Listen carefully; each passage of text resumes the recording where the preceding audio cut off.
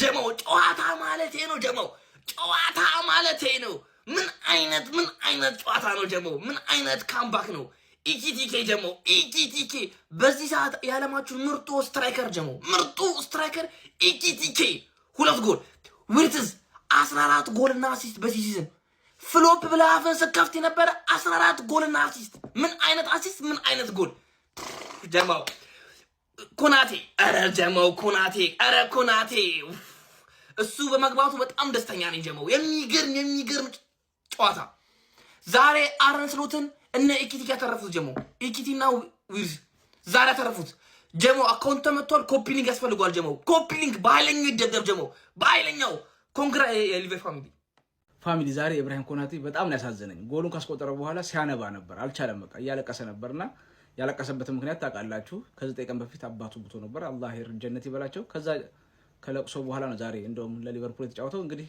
ዛሬ ጎሉን ከማስቆጠሩ በዘለለ በጣም አሪፍ ፐርፎርማንስ ነው ያሳየውና አራተኛ ጎሉን ነው ያስቆጠረው ከዛ የሚገርማችሁ ነገር አሊሰን ቤከር እንኳን ከዛ መጥቷል ያው በርግጥ አሊሰን ቤከርም ያቋል ለአባቱ ትልቅ ፍቅር ነበረው በ2021 ነው የሱ አባት የሞተው እና ሁሉም ተጫዋቾች ከሱ ጋር ነበሩ ከዛ ሁሉም ሲሄዱ ማንባት ጀመረ ያው የአባትነትን ታውቃላችሁ ትልቅ ነገር ነውና አላህ ጀነት ይበላቸው ጸጉሩ ምናምን ተቆርጦ ነበር የመጣው ዛሬ ለሱ ጥሩ ጊዜ ነበር ግን ያው ሀዘን ላይ ስለነበረ አባት ሞት ቀልድ አይደለም ሲያነባት ታይቷል ለሊቨርፑልም ትልቅ ድል ነው ዛሬ ምክንያቱም ወደ ቶፕ 4 ጠጋ ለማለትም ወሳኝ ነበር ባለፈው አስከፊ ሽንፈት ደርሶባቸው ስለነበረ ግን ኢብራሂም ኮናቴ በጣም ነው ያሳዘነኝ እውነት ኢኪቲኪም በጣም አሪፍ ነበር ዛሬ 2 ጎሎችን ያስቆጠረው በጣም ወሳኝ ጎሎች ናቸው በጣም እኔ የሚገርም ዝውውር ነው ብዬ ነው የማስበው ለሊቨርፑል ደጋፊዎች የዛሬው ጣፋጭ 3 ነጥብ ናት ብዬ አስባለሁ ግን እስቲ ስለ ኢብራሂም ኮናቴ የተሰማችሁን ኮሜንት ላይ አስቀምጡ ቪዲዮ ከተመቻችሁ ኮፒ ሊንክ ሪፖስት ላይክ ማድረግ እንዳይረሳ ቴንክ ዩ ሊቨርፑል ኒውካስልን 4-1 ደበደበው ማለት ፈርስት ሃፍ ብቻ ነው ኒውካስል ፈርስት ሃፍ ላይ እስኪያገባ ድረስ እና ሰከንድ ሃፍ 15 ደቂቃ ነው የተጫወተው በአጠቃላይ 30 ደቂቃ ነው የተጫወተው ማለት ተለጠለጠ ፈርስት ሃፍ ኢኪቲኬ ቨርሰስ ኒውካስል ኢኪቲኬ 2-1 አሸነፋቸው ሰከንድ ሃፍ ደግሞ ቨርስ ሳላ የሰጠውን ኳስ አቤት እኔ ቨርስ ግን እግሩ ላይ ኳስ እንዴት እንደሚያምር እንዴት አድርጎ እንደመታየው አመታቱ ራሱ ቅርቀስ ብሎ ማለት በዳዴ ሮጣ አትይዘውም ማለት ጥግ ላይ በቃ ሲያረጋ ማለት ሳላ በቃ ሳላ ጋክፖ እና ስሎት አውት ስቲል ከዛላ ባለቀ ሰዓት ደግሞ ኮናቴ ደገመለት ማለት ነው ኮናቴ ከለክሶ ተመልሶ አገባ ሪያል ማድሪድ አትሄድም ሲባል የሰው ያቋሙ እየተስተካከለ ነው መሰለኝ ሪያል ማድሪድ ያድክ የሆነሰው ይዋል ለማንኛውም ጫናው ትርፌ ላይ ነው ትርፌ ሊጨንቃት ነው ነገ ሊጨንቃት ነው ምን ፉላም ሃሪ ዊልሰን ቅርቅር ታውቃለሽ እኮ ተጫዋቾችሽ 300,000 የሚቀበሉት ለትልቅ ጨዋታ እንደሆነ እኮ ያውቃሉ አሁን ያሳዩሻል ከፉላም ጋር ያሳዩሻል ማንቸስተር ዩናይትድ ማን እንደሆነ ማለት ቸልሲ ዛሬ አሸነፈ ሊቨርፑል አሸነፈ ተመጣጣኝ ቡድኖች ለዚህ ሲጮቱ ምናምን ደስ ይላል እኛ ብቻ እኮ ነው ድብድብ የምናደርግ አናስሞክር ምናምን ታውቃል 4-4 አሸነፈ ራሱ አንረካ ምንም አይረካው አይሞከርብም አደነግጥም ከባል አልፎ ብቻ ዝም ብለህ ታቀብላለህ 3 ነጥብ ቻሪቲ ነው አገባል ጋድስ ወርክ we're doing God's work አረጋጋው ሊቨርፑላውያን ከባድ ማን ዘንድሮ ቶፕ 4 ገብ ሊበዛበት ነው መሰለኝ እኔም ጣመኛን ጀማው አልጣመኝም ትርፍዬ እየተጋደለች ነው ያ ብቻ አይደለም ሃንግማንም ዛሬ ፐርፎርም ያደረገበትን መንገድ አይታችኋል ካምባክ ሰርቶ ነው የመጣው ሊቨርፑል ከባድ ድል ያስመዘገበው ጋይስ በነገራችን ላይ ኒውካስትል ከበድ ያለ ቲም ነው ያው ዘንድሮ ጥሩ ላይሆን ይችላል ያን ያህል ቢሆንም ግን ቀላል ሚናቅ ተፎካካሪ ቡድን አይደለም 4-1 በሆነ ውጤት ነው የለጠፉት ሁለቱ አዳዲስ ፈራሚዎቹ በአግባቡ ስራቸውን መስራታቸው ቀጥሏል ሁለቱ እየተጣመሩ ነው እየተዋዋዱ ነው ዊርትዝና ኢኪቲኬ የሆነ ቀመር እያገኙ እየመጡ ነው ጀማው በጨዋታ ሂደት ላይ በደንብ ፕሮሰስ እየሆነ ነው እየተብላላ ነው አይዛክ መቶ ካረበሸው በቀር በጣም ቆንጆ ጥምረት እየሆነ የሚቀጥልም ይመስለኛል ጋይስ ከዛ በተጨማሪ ግን ኮናቴ ጎል ካስቆጠረ በኋላ ማለት ነው አራተኛውን ሲያለቅስ አይቼው በቃ በእናት በጣም ልብ የሚነካ ነው የልጁ ነገር ያሳለፈው ነገር ቀላል የሚባል ነገር አይደለም በጣም ከባድ ነገር ነው እያሳለፈ የሚገኘው አሁንም በሊቨርፑል ቤት ላይና አንጀቴን የበላኝ ጀማው ነገ ታዲያ እንዴት ነው ሲቲ ላይ አትቋጥሩም ሊቨርፑላውያን አቋጥሩም ነው ምንድነው ሐሳባችሁ እስቲ ሐሳባችሁን አካፍሉኝ ይመቻችሁ ጎሉን ካስቆጠረ በኋላ እንባውን መቆጣጠር ያቃተው ኢብራሂማ ኮናቴ የበርካቶችን ልብ እየነካ ይገኛል። በጣም አሳዛኝ ሁኔታ ነበር የተመለከትነው። ኢብራሂማ ኮናቴ እንግዲህ ባለፉት ቀናት ለሊቨርፑል ጨዋታዎችን እያደረገ አልነበረም። ምክንያቱ ደግሞ ወላጅ አባቱ በሞት ምክንያት ማጣቱ ተከትሎ ነው። ታዲያ ኢብራሂማ ኮናቴ ከኒውካስል ጋር በነበረው ጨዋታ ላይ አራተኛውን ጎል ካስቆጠረ በኋላ እንደምታዩት በእንባ ታጅቦ ነበር። እንግዲህ ደስታውን እንኳን መግለጽ ተስኖት ነበር። የቡድን አጋሮቹ አሊሰን ቤከር ሳይቀር ከጎሉ ድረስ መጥቶ ሲያጽናናውና ሲያበረታታው ተመልክተናል። የቡድን አጋሮቹም እንደዚሁ እያበረታቱት ነበር። ከጨዋታው በኋላም እንግዲህ ኢብራሂማ ኮናቴ ስለ ጉዳዩ ተጠይቆ አዎ ወላጅ አባቴን ባለፈው ቀናቶች አጥቻለሁ፣ ነገር ግን ሊቨርፑል በጉዳቶች ሲቸገር ተመልክቼ የግድ መመለስ ነበረብኝ፣ ለቡድኑ ስል ተመልሻለሁ በማለት በጣም ልብ የሚነካና አሳዛኝ የሆነ አስተያየቱና ምላሹን ሰጥቷል። ታዲያ ኢብራሂማ ኮናቴ ወላጅ አባቱን ባጣ በቀናት ልዩነት እንግዲህ 2-3 ጨዋታዎች ብቻ አምልጠውት ለሊቨርፑል ተመልሶ ጨዋታውን አድርጎ ጎልም አስቆጥሯል። እጅግ ልብ የሚነካ አሳዛኝ ክስተት ነው የነበረው። ጋይስ እስቲ የኢብራሂማ ኮናቴን ሀዘን በተመለከተ የተሰማችሁን ስሜት ኮሜንት ሴክሽን ላይ ያጋሩኝ። ሜዳ ስፖርትን ፎሎ ማድረግ እንዳትረሱ።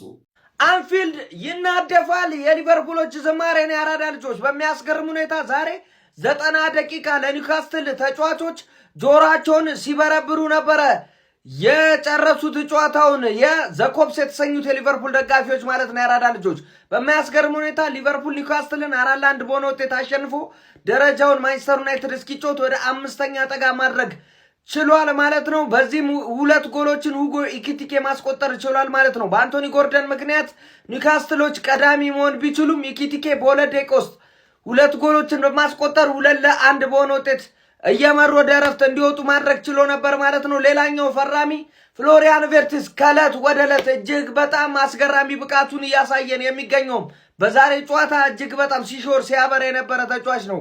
ይህም ተጫዋች ማለት ነው 3ኛውን ጎል ማስቆጠር ችሏል ማለት ነው። ባለቀ ሰዓት ደግሞ ኮናቴ አስቆጥሯል። 4-1 በሆነ ውጤት ሊቨርፑሎች ማሸነፍ ችለዋል ማለት ነው። ይህ ውጤት ለሊቨርፑል እጅግ በጣም አስገራሚ ነው ማለት ነው። ነገ ማንቸስተር ዩናይትድ ከፉላም ጋር እጅግ በጣም ፈታኝ ጨዋታ እንደሚያከናውን የሚጠበቅ ስለሆነ ይህ ጨዋታ ለሊቨርፑሎች አሪፍ ነው ተብሎ ይጠበቃል። ሀሳብ አስተያየት ኮሜንት ላይ እናንተ ነው። በደም ሼር ኮፕሊንክም እንዲሁ እናንተ ነው። የፕላስ ምልክቷም ያናንተ ነው። ያራዳ ልጆች የመቻችሁ ሁጎ ቨርት ፋሚሊ፣ ይሄ ምን አይነት ኮኔክሽን ነው? ኒውካስትልም ማለት ነው ባክ ቱ ባክ ስጠትን ያደረግ ነው ፋሚሊ በሚገባ ማለት ነው። ዛሬ ስላየሁት ፐርፎርማንስ ልንገራችሁ። ሉካ ቨርትስ ማለት ነው ምን አይነት አሲስት ነው የሚያደርግለት ለሁጎ፣ ከየትም ሆኖ ያይዋል። ክርስቲያኖ ኢኪቲኬ ደግሞ ማለት ነው ማንንም ነው የማይሰማው። የትኛውም አይነት ነገር ካገኘ ፊኒሺንግ ላይ ማንንም ነው የማይሰማው። ማንንም ማለት ነው ሃትሪክ መስራት እየቻለ እንደው አዝኖላቸው ትቷቸዋል ኢኪቲኬ ማለት ነው። ዛሬ ደግሞ ኢብራሂም ኮናቴ ማለት ነው ከሀዘን የተመለሰው ፔፔን ሆኖ ነው የመጣው። ፔፔ ጸጉሩ የምትሉት ፐርፎርማንሱ ራሱ ፔፔን። ፋሚሊ በደንብ ኮፒ ሊንክ ሪፖስት ሼር እያደረጋችሁ ፎሎም እያደረጋችሁ ፎሎን ጣስ እስኪ በደንብ ኮፒ ሊንክ እያደረጋችሁ ምን አይነት ፐርፎርማንስ! ኬርኬዝ ሜንዴዝን አየሁትኛ ቤት ሜንዴዝን በኬርኬዝ ማለት ነው። ቫን ዳይክ ሶሊድ ምን አይነት ሴቭ ነው ሲያደርግ የነበረው አሊሰን። ፋሚሊ የሚገርም ዊን ያደርግ ነው ከምር የሚገርም ማለት ነው። ሆም የሚገርም ዊን። ፈርስት ሃፉን ትንሽ ያስጠላ ነበር 30 ደቂቃ ሁጎ ኢኪቲኬ ነቃ እስኪያደርገው ጨዋታውን ማለት ነው። በቃ ሳላህ ዜሽት ማን ሳላህ ፊኒሽድ እንዳትጮሁ እንዳቀውጡት ሳላህ ጨርሷል። በቃ በጎዶሎም ንጮ ነው የሚመስለው ሳላህ ጋር ኳስ ሲደርስ ማለት ነው። ሾቦዝ ላይ በቃ ይሞታል ሰውየው ለቲሙ ማለት ነው። ግራቨን ዛሬ አተርኖቹን ተነሳበት መልሶ። ትንሹ አሁንም ቅዝቅዝ የሚልብኝ ሰው ማለት ነው መካሊስተር ነው አሁንም ቅዝቅዝ እያለብኝ ያለው ማለት ነው። ጋክፖም አሁንም ሊያገባ አልቻለም። ሁለተኛው ኢኪቲኬ ያገባው ጎል ማለት ነው እመኑኝ ጋክፖ ቢሆን ቀጥታ ሄዶ እንደዚህ አይመታበትም። እንዲህ መልስና ይሞክራል። እርግጠኛውን የምነግር ነገር ማለት ነው። ፋሚሊ በደንብ ኮፒ ሊንክ እያደረጋችሁ ስጥታርገም ማለት ነው ቶፕ 5 ገብተናል። ነገ ሻት ትርፌ ላይ ይቋጠርባታል። ትርፌ ላይ ከፉልሃም ጋር እሱ ዝም ብላ ነው ሆይ የምትለው ማለት ነው። የሚገርም ኮኔክሽን ይሄኛው ማለት ስለዚህ ማረፍ ምንም ክርክር የማያስፈልገው ማለት ነው። ሁጎ ኢኪቲኬ የክረምቱ በኢሮፒያ ነው በኢሮፕ ማለት ነው በፕሪሚየር ሊግ ላይ በኢሮፕ ምርጡ ሳይኒንግ ማለት ነው ሁጎ ኢኪቲኬ ነው። የሚገርም ማለት ቼልሲ ደጋፊ ማለት ፔድሮ ምናምን ብለው አውቁ ደብት ምናምን ሊያስጀምር ወፍ ኢኪቲኬ ዘቤስ ሳይኒንግ ዘሰመር ማለት ቨርትስ ደግሞ ይለያል። በቃ ይለያል። እዚህ ጋር ማን እንደሚታይኝ ታውቃለህ? ዴብሮይናና ሃላንድ ማለት ነው። ዴብሮይናና ሃላንድ ነው የሚታዩ ለእናንተ አላውቅም። ግን የሚለየው ምን መሰለህ? ሁሌ ዴብሮይና ነው አሲስት የሚያደርጉ ለሃላንድ። የሚለየው እኛ ደግሞ ኢኪቲኬ አንዳንዴ ለቨርትስ አሲስት ያደርግለታል ያራድዬ ልጅ እና ይመቻችሁ። የሚገርም ዊን ማለት ነው የሚገርም ዊን። ቀጣይ ከሲቲ ጋር ያለብን ከሲቲ ጋር የሚሆን አብረን እናያለን። ሌላ ቪዲዮ ሰራለው። ለአርሰናል ደጋፊ መልእክት አለኝ። ይመቻችሁ። ኮፒ ሊንክ ሪፖስት ሼሯን በደንብ እንችላለን እኮ ነው የምልህ። እንችላለን። እምንገርም ነበር። እንደ ቲምም እንደ ኢንዲቪዥዋል ምርጥ ነበር። እነዚህ ሁለት ልጆች ቅመሞች የጌትኬ 2 ጎል አስቆጥሯል። ጽድት ያለ አጥቂ፣ ምርጥ አጥቂ ፍሎሪያን ቪርትዝ ተዋል። እቺ ቅመም ናት። በቃ ፕሪሚየር ሊግ ላይ ምርጥ ተጫዋች ፕሪሚየር ሊግ መሆኑ የማይቀር እኮ ነግረናችሁ ነበረ። 1 ጎል 1 አሲስት፣ 1 ጎል 1 አሲስት በ10 ጨዋታ 6ኛ ጎሉ ነው። ኢማጂን እየቆጠርከው ምድረ ወያላ ምድረ ፎቃቃ ጠላት ማለት ነው። 116 ሚሊዮን ፓውንድ ፍሎፕ ያደረገ ተጫዋች ምናምን ያልከውን ታየዋለሁ። እንደ ቲም ምርጥ ነበር። ኢብራሂማ ኮናቴም ጎል አስቆጥሮ በሞት ላጠው ለአባቱ እንግዲህ ጎሉ መታሰቢያ አድርጎለታል።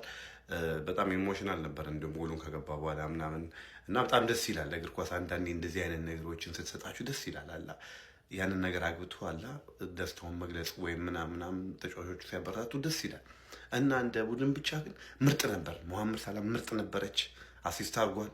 ኮናቴ ምርጥ ነበረ። ግራቨንበርግ ምርጥ ነበረ። ሶቦስ ላይ በቃ ኦቨርኦል ቲሙ ምርጥ ነበረ። ምርጥ ጨዋታ ነው ያየነው። እነዚህ ሁለት ልጆች ግን በተለይ ሻይን አድርገዋል። በቃ ምርጥ ጨዋታ። ኒውካስትልን ደግሞ አሌክሳንደር ኢሳቅን ቤንች ላይ አይቼዋለሁ ጋይስ። ተነስቷል። አሌክሳንደር ኢሳቅ ይመጣል። ሊቨርፑል ከተከታታይ የፕሪሚየር ሊግ ጨዋታዎች ነጥብ መጣል በኋላ ኒውካስትል ዩናይትድን 4-1 በሆነ ሰፊ ውጤት ማሸነፍ ችሏል። የሚገባው ቡድን ያሸነፈው። በዚህ ጨዋታ ላይ ኒውካስትሎች አስቀድሞ ነበር በጎርደን አማካኝነት 36ኛው ደቂቃ ላይ ጎል አስቆጥሮ ቀዳሚ የነበሩት ማለት ነው።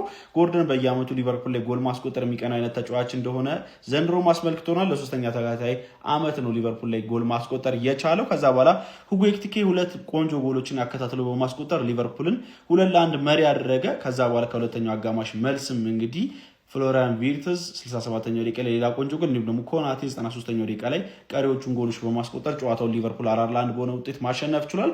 ብዙ ፖዚቲቭ ነገሮችን ከጨዋታው ላይ ማንሳት እንችላለን። በሊቨርፑል በኩል ቪርትዝ ወደ ቀድሞ ብቃቱ እየተመለሰ እንደሚገኝ የተመለከት እንገኛለን። በተለይ ባለፉት 10 ጨዋታዎች እያሳየ የሚገኘው ፎርም በጣም ድንቅ ነው። ከኤኪቲኬ ጋር ያላቸውም ጥምረት በተመሳሳይ በጣም አስደናቂ ነው ማለት ይቻላል።